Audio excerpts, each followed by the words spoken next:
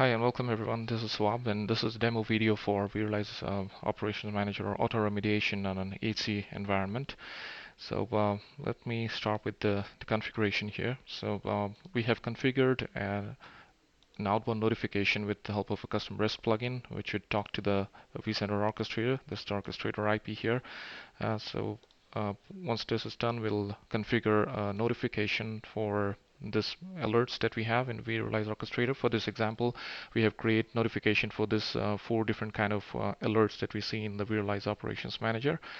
We'll take a VM for an example, which is running in our cloud. So let me take an example of the VM, which is this one 521. And as you can see, the configuration here it just is still loading. So yeah, it has 1 vCPU and 2 gigs of RAM.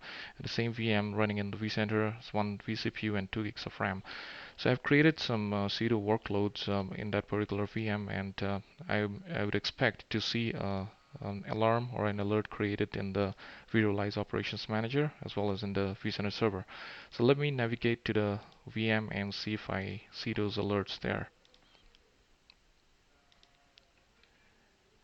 So this is the VM, and if I navigate to the alert tab, I do see a CPU workload or high CPU workload or a CPU contention.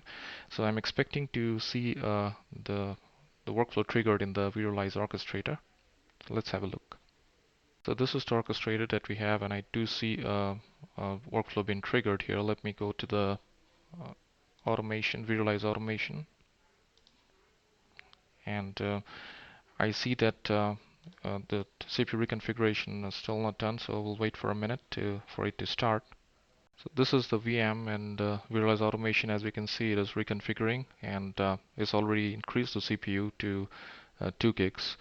And let me check that in vCenter server, and it'll take about a minute for it to reflect here. Going back to the automation. So let's check back now in the vCenter server. I think should have been done.